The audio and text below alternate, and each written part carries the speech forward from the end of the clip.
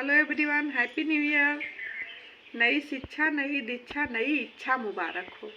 तो देखिए यहाँ पे हम जो है शब्द विचार के बारे में पढ़ा रहे हैं और जो है अर्थ के आधार पर, उत्पत्ति के आधार पर जो है पढ़ा चुके, रचना के आधार पर। अब देखिए चौथा है प्रयोग के आधार पर। तो प्रयोग के आधार पर दो भागों में बांटा गया शब्द को।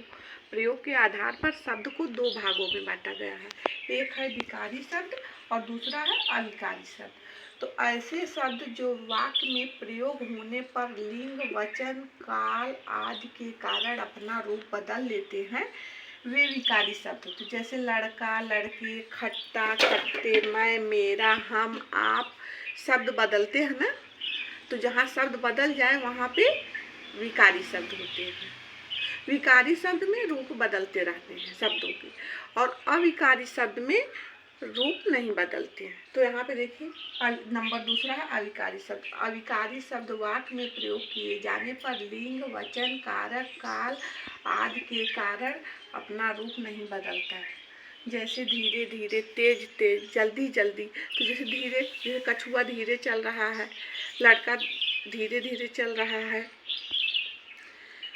हम तेज तेज चल रहे हैं, हमारा दोस्त तेज तेज चल रहा है, हवा तेज तेज चल रही है।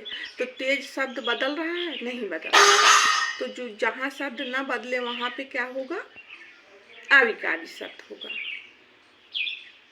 और जहाँ बदल जाए वहाँ रूप, वहाँ विकारी शब्द होता है। तो यहाँ लिंग और वचन के अनुसार, लिंग, वचन, कारक, काल के अनुसार नहीं बदलता। समझ में आया? तो विकारी शब्द बदलते हैं लिंग, वचन, काल के अनुसार, और अविकारी शब्द वचन, कारक, काल के अनुसार नहीं बदलते हैं। तो इसका यही पहचान है। तो प्रयोग के आधार पर दो भागों में बांटा गया शब्द। तो शब्द विचार का आज लेसन खत्म हुआ। बहुत बड़ा लेसन था, कई दिन हमने पढ़ाया, तो आज समाप्त हुआ। अब हम आपको एनुअल एग्जाम में आने वाले क्वेश्चन जो आते हैं उससे संबंधित हम अब लेसन पढ़ाएंगे। तो आज बस इतना ही।